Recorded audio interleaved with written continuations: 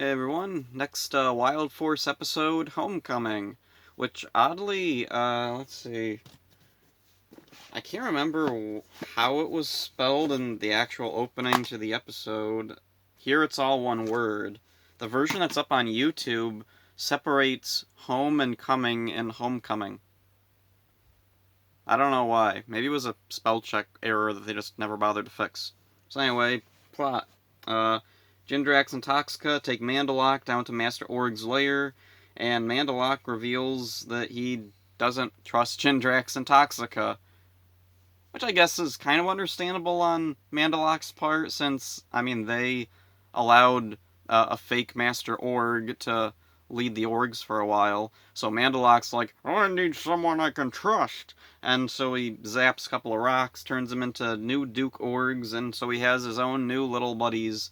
Let's see, Artilla and Helicos. They're completely forgettable, and the only reason I remember their names is because I just watched the episode. Also, they're some of the few orgs to have, like, actual names. Usually the orgs are just something org. They don't actually have their own names. Also, Artilla and Helicos are named after kind of what they are. Artillery and helicopter.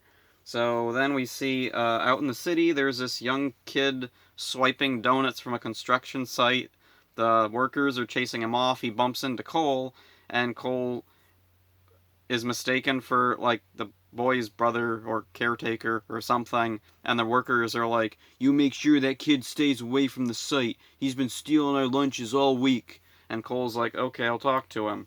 So then he's talking to the kid, so what's your name? Then the kid looks up, he sees a kite stuck in a tree and says, Kite. And Cole's like, Kite. Okay. And I kind of like that Cole doesn't think it's really weird, because, like, yeah, he grew up in the jungle, so, yeah, I don't know, weird names probably don't sound weird to him. So anyway, he starts talking to Kite, and then Kite kicks him and runs away. Okay. That's a response. So then Cole's about to go after him, but then Shayla calls and says that Mandalok is showing up with his Duke Orgs. So the Rangers go to Mandalok, they fight with the Duke Orgs. Then, and this is a kind of a weird thing that happens a couple of times, Mandalok and the Duke Orgs just leave. Like, they're not losing or anything, but they just decide, we've been fighting long enough, this is getting boring, let's go. Okay, whatever. So then the Rangers go back to the Animarium, and Cole's like, oh yeah, there was this weird kid I bumped into. I gotta go find him, see if he's okay.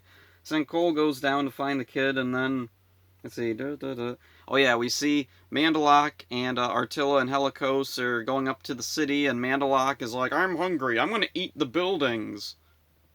Okay. And then he tells Artilla and Helicos, prepare the buildings for me. Okay, so how do they prepare the buildings for him to eat?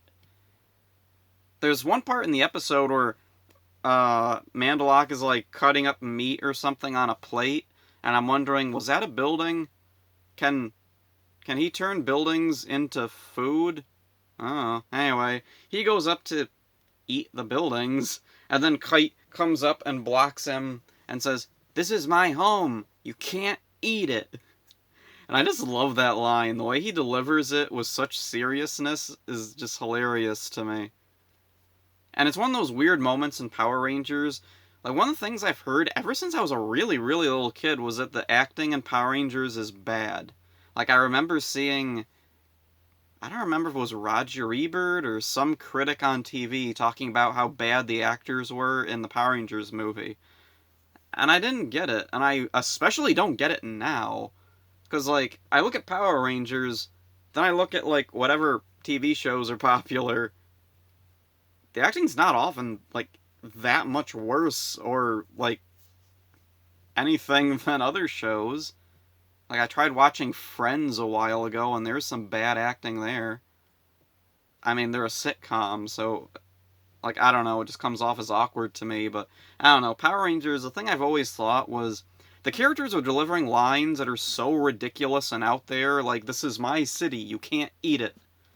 Can anyone really deliver a line like that and not have it come off as, like, super silly? So, whatever. Moving on. My notes shut off here. Okay. So then, Artilla and Helicos come up to Kite, and Kite kicks one and runs away again. Okay, I guess that's just his thing. So then, they start chasing him, and then Cole jumps in with his bike, and his bike gets blasted by Crossfire, and Kite's worried about Cole's bike, and Cole's like, don't worry about it, just run to safety. So then Cole's fighting off Artilla and Helicos and Mandalok, and Kite runs off to hide, and he feels really guilty about Cole's bike, and that's not going to come back up in this episode. Okay.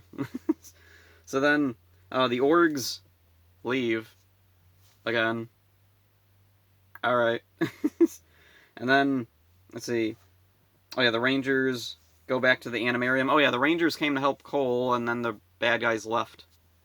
Whatever. Maybe they just don't like fighting all the Rangers at once or something. So then, let's see. My notes jumped around or something. That's really... This is weird. They keep doing... They never do this when I'm, like, just typing them out and editing them. Whatever, anyway. Kite disappears somewhere. Oh, and I just noticed, for some reason, autocorrect doesn't like the word disappears. Disappears is a real word. It keeps changing it to disappeared. Huh. Weird. Okay, whatever. Anyway, moving on. The Rangers are trying to figure out a plan to fight the Orgs. Cole's still worried about Kite, and Shayla tells him that she's going to help look for Kite, and the other Rangers go back to fight the Orgs again. So Shayla packs herself a little picnic, goes out to this construction yard or something, sits down and fixes herself a little picnic and talks to herself about how great it looks and how good it smells, and hopes to lure out Kite. Which it does. And, let's see, there's a really funny, weird thing here.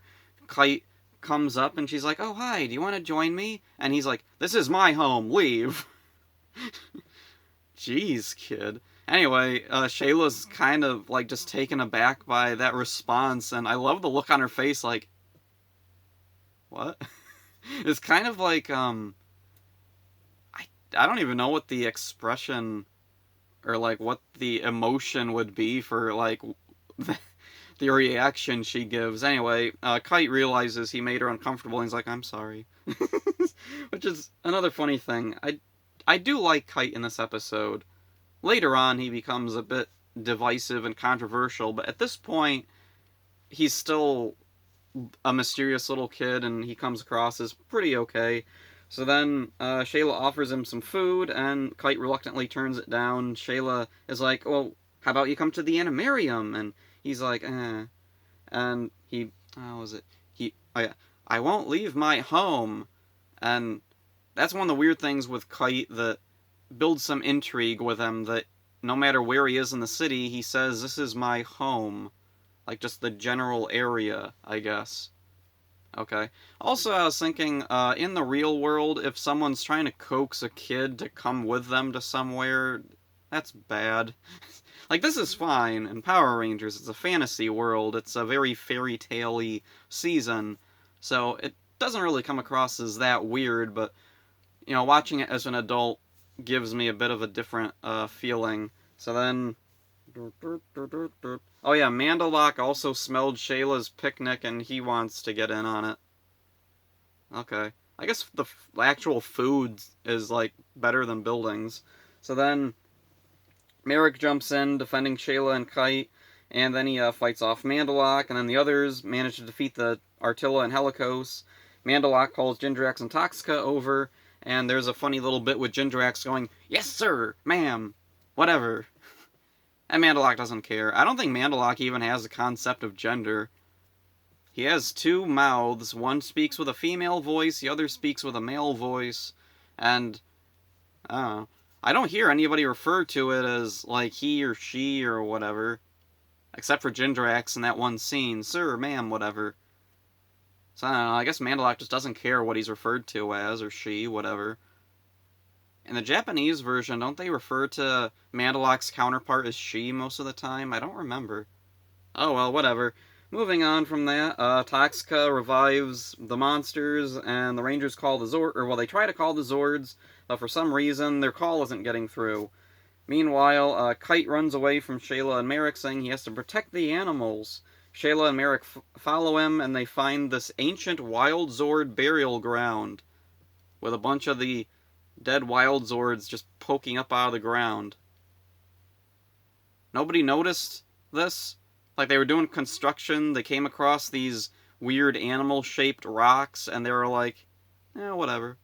Just leave them here.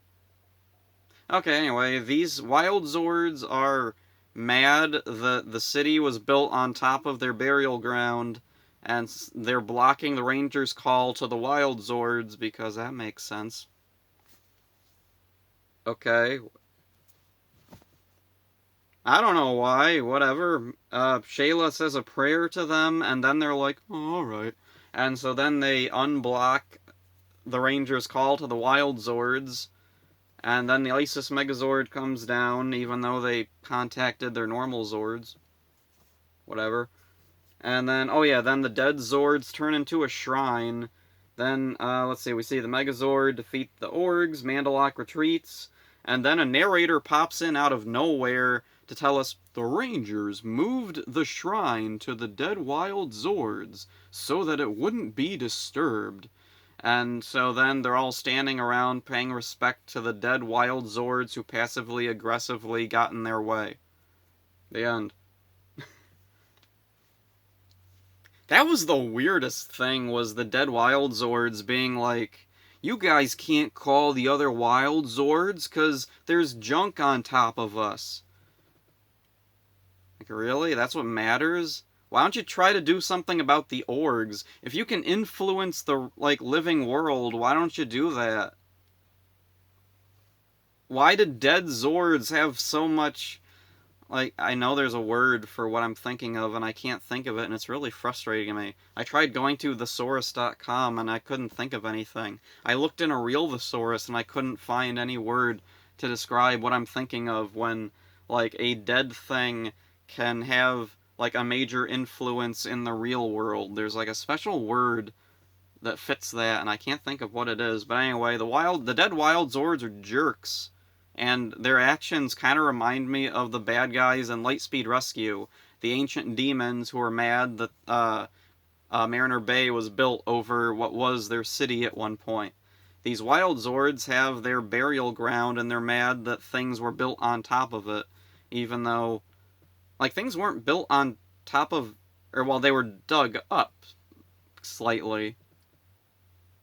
I don't know, why didn't they just form into a shrine thousands of years ago?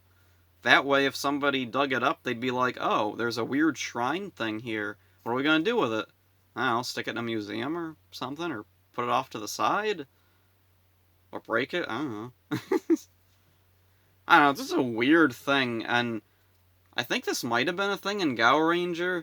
Usually, if there's something weird and unexplainable in Power Rangers, you can usually blame it on the Sentai and them keeping, weird elements that just don't work. Or they misinterpret elements from Sentai in a weird way that makes it not work. Anyway, it just makes the dead Wild Zords look kind of like passive-aggressive antagonists more than anything, since they're not doing anything to actually help or fight the Orgs. They're just hindering the heroes. That doesn't make any sense from, what their motivation probably should be. Whatever, moving on. Looking through my notes here. Oh yeah, the narrator at the end. That's the other weird thing with this episode. Why is there a narrator all of a sudden? Has he ever been in any previous episodes? I'm trying to remember. Wasn't there one or two episodes where there was... Or was there? Now I can't remember. It's been so long since, Wild Force isn't a season that I rewatch a lot, like Time Force or Turbo and Space Lost Galaxy, Lightspeed. I'm more familiar with the older Saban seasons. Wild Force is, this weird one where it was kind of in between Saban and Disney, and I just kind of overlooked it a lot. So I haven't watched it a ton, so I don't... My memory isn't very clear. Have we had a narrator?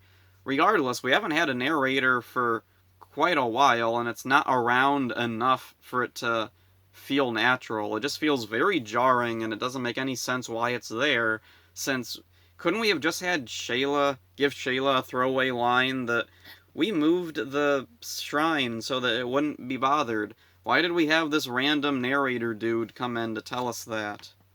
I don't know. So anyway, decent episode, though. It's got some weird stuff, like, the Wild Zords are annoying. The dead Wild Zords, they're jerks. I don't know why they deserve respect if they're going to be passive-aggressive, like, antagonists like this. The narrator is a bizarre choice. I don't know what in the world they were thinking there. You know what would have made it a lot better is if it was just Shayla narrating it. Like, if it was, like, just playing in her mind. Like, we see Shayla have a close-up on her face, and we hear, like, her thoughts being like, we moved this shrine so the Wild Zords would have peace, or something like that. We didn't need the, like, narrator guy who sounds like the, dang, I'm trying to remember. Is he the guy who does the previous Leons? I can't remember now. Huh. Oh, well, anyway. That's it for this one. It was a okay episode, so see ya.